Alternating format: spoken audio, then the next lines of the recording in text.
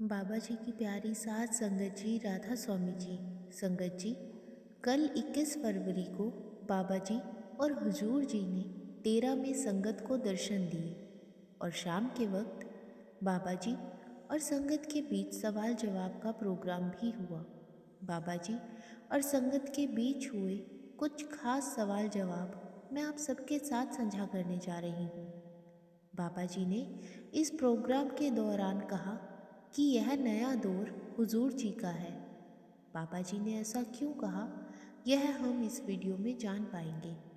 संगत जी, अभी कुछ दिन पहले मौसम में अचानक बदलाव आने के कारण डेरा ब्यास में दिन के वक्त तेज़ गर्मी लगने लग गई थी, लेकिन अब डेरे में तेज़ बारिश और ओले गिरने के कारण वापस से ठंड हो गई है। संगत जी, आइए अब हम सब संगत और बाबा जी के बीच हुए सवाल जवाब सुनेंगे। संगत से मेरी विनती है कि वीडियो को पूरा सुने और चैनल को सब्सक्राइब ज़रूर करें। एक लड़के ने बाबा जी से पूछा कि बाबा जी, मेरी उम्र अभी नामदान के लायक नहीं हुई, तो क्या वेद और शास्त्रों में जो श्लोक लिखे हैं, क्या मैं उन्हें सिमरन कर सकता हूँ? तो बाबा जी ने उसे समझाया कि बेटा, करने को तो हम कुछ भी कर सकते हैं, असली मकसद तो सिर्फ मालिक के साथ रिश्ता जोड़ना है। लेकिन समझदारी यही है कि हम कहीं जुड़कर उनके बताए हुए रास्ते पर चलकर मालिक की भक्ति करें। इससे हमें अच्छे से गाइडेंस मिल पाएगी और यह ज़रूरी नहीं कि आपको यहीं जुड़ना है। जहाँ आपका मन मानता है और जहाँ आपको खुशी मिलती है, वहाँ जुड़ें और मालिक की भक्ति करें। एक लड़की ने बाबा जी से कहा कि बाबा जी, कई बार लोग इतनी ज़्यादा बहस करते हैं कि हमें मजबूर कर देते हैं कि हम उन्हें जवाब दें। तो क्या बाबा जी, हमें उस वक्त चुप रहना चाहिए या फिर अपनी बात रखनी चाहिए? बाबा जी ने उस लड़की को समझाया कि अगर कोई बोलता है तो उसे बोलने दो, हमें उसकी बहस का हिस्सा नहीं बनना। जो जैसा करेगा कल को हिसाब भी उसी को देना पड़ेगा। इसलिए अगर हम भी उसकी बहस का हिस्सा बन गए तो उसके कर्मों में भी हिस्सेदार बन जाएंगे। एक भाई ने बाबा जी से पूछा कि बाबा जी, मैंने सुना है कि सद्गुरु किसी भी रूह को रूहानी मंडलों में ले जाकर प्रकाश दिखा सकता है। क्या ऐसा सच में होता है? तो बाबा जी ने समझाया कि बेटा, प्रकाश का मतलब है जागृत अवस्था और अंधेरे का मतलब है अज्ञानता। आज हम अंधेरे में हैं और वह अज्ञानता का अंधेरा है जहाँ हम ठोकरें खा रहे हैं। जब हम किसी गुरुमुख की संगत में आते हैं तो वह हमें अज्ञानता के अंधेरे से निकालकर प्रकाश की जागृत अवस्था की ओर लेकर जाता है। लेकिन आखिर में हमें यह सब अपनी करनी में ही जाहिर करना पड़ेगा। सतगुरु की ड्यूटी है हमें अंधेरे से रोशनी की तरफ लेकर जाना, और जैसे ही हम प्रकाश में पहुंच जाते हैं तब हमें सब कुछ साफ साफ दिखाई देने लगता है और सब कुछ समझ आने लगता है। एक भाई ने बाबा जी से पूछा कि बाबा जी, हमें अंदर की लड़ाई लड़नी है या बाहर की लड़ाई लड़नी है? तो बाबा जी ने इस भाई को समझाते हुए कहा कि बेटा, वह मालिक तो हमें हमेशा बख्श ही देता है। और फिर बाबा जी ने हंसते हुए उस भाई से कहा कि लेकिन यह बात याद रखना कि पत्नी नहीं बख्शेगी। बाबा जी की यह बात सुनकर सारी संगत हंसने लग गई। फिर यही भाई बाबा जी से कहने लगा कि बाबा जी, मुझे बचा कर रखना। तो फिर बाबा जी ने कहा कि किस से बचाना है, पत्नी से? यह सुनकर संगत के साथ साथ हजूर जी भी बहुत हंसे। एक भाई ने बाबा जी से कहा कि बाबा जी, आपने हर मुसीबत में मेरा साथ दिया है, आप हमेशा मेरे साथ खड़े रहे हो। और बाबा जी, अब मुझे लगने लगा है कि मेरा समय नज़दीक आ गया है। मैं बस आपसे यही विनती करता हूँ कि मेरे आखिरी समय में मुझे आप ही लेने आना। बाबा जी ने समझाया कि बेटा, कोई किसी के लिए कुछ नहीं करता। आज हमें जो भी मिल रहा है वह हमारे अपने ही कर्मों का नतीजा है। दूसरा हमें सिर्फ रास्ता दिखा सकता है, लेकिन उस रास्ते पर मेहनत करते हुए चलना तो हमें ही है। अगर यह मेहनत ही नहीं करेंगे तो उस मालिक की बख्शिश भी हमें मिलेगी कैसे? बाबा जी ने आगे समझाया कि हमें हमेशा यह याद रखना है कि मालिक हमारे साथ है और मालिक ही हमारे आखिरी समय में हमें लेने आएगा। अब यह सिर्फ हमारी करनी पर निर्भर है कि हम उस मालिक को पहचान पाएंगे या नहीं। एक बीबी बाबा जी से कहने लगी कि बाबा जी, आपके आगे मैं विनती करती हूँ कि आप मुझ पर कृपा करो ताकि मैं ज़्यादा से ज़्यादा भजन सिमरन कर सकूँ। बाबा जी ने उन्हें समझाया कि बेटा, हम हमेशा उस मालिक से लफ्ज़ों में ही मांगने लग जाते हैं। अगर हम लफ्ज़ों में मांगेंगे तो सिर्फ लफ्ज़ों में ही मिलेगा, लेकिन अगर हम उसे अपनी करनी में लेंगे तो हमें कुछ मांगने की ज़रूरत ही नहीं पड़ेगी। एक लड़की ने बाबा जी से कहा कि बाबा जी, मैं डॉक्टरी की पढ़ाई कर रही हूँ, लेकिन मैं चिंता में रहती हूँ कि पता नहीं मैं डॉक्टर बन भी पाऊँगी या नहीं। तब बाबा जी ने उसे समझाया कि बेटा, हम चिंताओं में ही अपनी सारी ज़िंदगी गंवा देते हैं। हमें बस मालिक पर पूरा विश्वास रखना चाहिए और मेहनत करते जाना चाहिए। मालिक ज़रूर बख्शिश करेगा।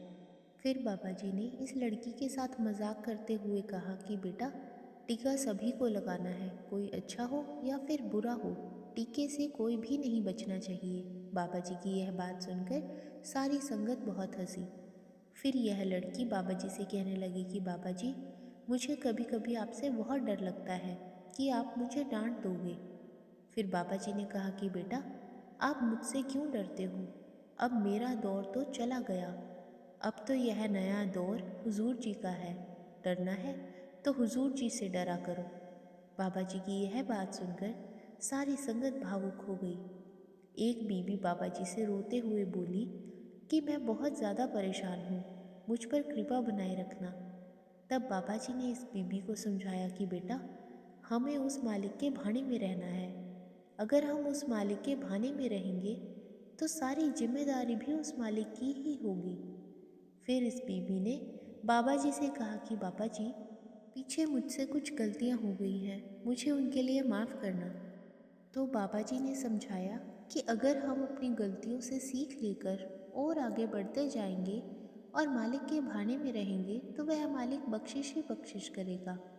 फिर एक भाई ने बाबा जी से पूछा कि बाबा जी, हम डेरे या सत्संग घर या फिर किसी भी धार्मिक जगह पर जाकर लंगर कर लेते हैं या नाश्ता खा लेते हैं, तो क्या हमें फ्री में वह खा लेना चाहिए? तो बाबा जी ने समझाया कि बेटा, इस दुनिया में कुछ भी मुफ्त में नहीं मिलता। अगर आपने कहीं पर लंगर किया है या चाय पानी लिया है तो उसके बदले आप वहाँ पर थोड़ी सी सेवा डाल सकते हैं। फिर एक लड़की ने बाबा जी से कहा कि बाबा जी, मुझ पर आप इतनी कृपा करो कि मैं आपके भाने में रहूं। वह लड़की कहने लगी कि बाबा जी, मुझे बहुत ज़्यादा गुस्सा आता है। आप हमेशा समझाते हो कि गुस्से से दूर रहना चाहिए, लेकिन मैं गुस्से से दूर नहीं रह पाती। तब बाबा जी ने उस लड़की से पूछा कि जब तुम्हें गुस्सा आता है तो तुम गुस्सा किस पर निकालती हो? तब उस लड़की ने कहा कि मैं अपनी मम्मी पर गुस्सा निकालती हूँ। तो बाबा जी ने कहा कि बेटा, हम कभी ताकतवर पर अपना गुस्सा नहीं निकालते, और जो हमें प्रेम करते हैं हम अपना सारा गुस्सा हमेशा उसी पर निकाल देते हैं। बाबा जी ने आगे समझाते हुए कहा कि बेटा, कल को अगर तेरे बच्चे होंगे और वह तुझ पर गुस्सा निकालेंगे तो तुझे कैसा लगेगा? माँ बाप का कर्ज तो हम कभी नहीं उतार सकते। माँ बाप हमसे सिर्फ हमारे प्यार के दो बोल मांगते हैं और कुछ नहीं। फिर बाबा जी ने मजाक करते हुए कहा कि तू शादी कर ले और अपने पति पर गुस्सा निकालना। यह बात सुनकर सारी संगत हंसने लग गई। एक लड़के ने बाबा जी से पूछा कि बाबा जी, पढ़ाई और परमार्थ को एक साथ कैसे लेकर आगे जाया जाए? तो बाबा जी ने कहा कि परमार्थ के टाइम पढ़ाई के बारे में सोचा कर और पढ़ाई के टाइम परमार्थ के बारे में। बाबा जी की यह बात सुनकर सारी संगत हंसने लग गई।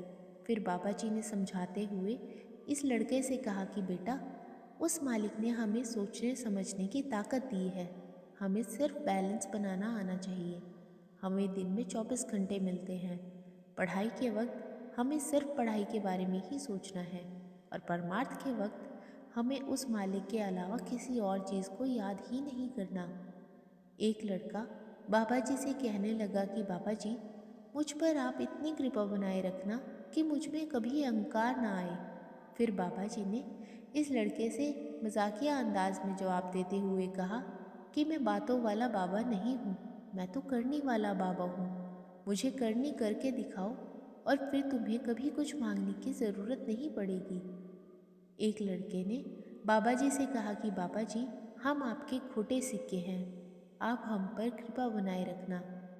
तो बाबा जी ने कहा कि बेटा, मैं कैसे कृपा करूं, मैं तो यहाँ सबसे छोटा हूँ। तो वह लड़का कहने लगा कि बाबा जी, आप सबसे बड़े हो। तो बाबा जी ने कहा कि नहीं बेटा, मैं तो सिर्फ 15 साल का लड़का हूँ। बाबा जी की यह बात सुनकर सारी संगत हंसने लग पड़ी। फिर बाबा जी ने इस लड़के को समझाते हुए कहा कि बेटा, परमार्थ में कोई छोटा या बड़ा नहीं होता, हम सब एक बराबर हैं। एक लड़के ने बाबा जी से पूछा कि बाबा जी, जहाँ पर भी मैं नौकरी करता हूँ, अगर वहाँ मैं बताता हूँ कि मैं राधा स्वामी हूँ, तो सब पूछने लगते हैं कि वह क्या होता है और सब मेरा मजाक उड़ाने लगते हैं और मैं उन्हें जवाब नहीं दे पाता। तो बाबा जी ने उसे समझाया कि बेटा, राधा का मतलब है आत्मा और स्वामी का मतलब है परमात्मा, मतलब आत्मा का स्वामी। लेकिन हमेशा हमें एक बात का ध्यान रखना है कि हमें परमार्थ को लेकर किसी के साथ किसी तरह की बहस नहीं करनी। अगर सामने वाला कुछ बोले भी तो हमें हमेशा चुप रहना है, क्योंकि वह चाहता ही है कि हम रिएक्ट करें। लेकिन अगर हम रिएक्ट ही नहीं करेंगे तो वह अपने आप चुप हो जाएगा। फिर एक लड़का बाबा जी से कहने लगा कि बाबा जी, आप इतने ज़्यादा सुंदर हो, आप क्या खाते हो? तो बाबा जी हैरान होते हुए इस लड़के की तरफ देखने लगे और कहा, अगर मैं तुझे अपना राज बता दूंगा तो तू ज़्यादा सुंदर हो जाएगा, इसलिए मैं वह राज नहीं बताने वाला। बाबा जी की यह बात सुनकर सारी संगत हंसने लग पड़ी। फिर एक लड़का बाबा जी से कहने लगा कि बाबा जी, मुझे नामदान की बख्शिश जरूर करना। फिर बाबा जी ने मुस्कुराते हुए कहा कि तुम लड़के तब तक अपने होते हो जब तक तुम्हारी शादी ना हो जाए। यह सुनकर सारी संगत जोर से हंसी। इसी लड़के ने बाबा जी से कहा कि बाबा जी, आप बहुत भोले भाले हो। तो बाबा जी ने मजाकिया अंदाज में कहा, हाय हाय।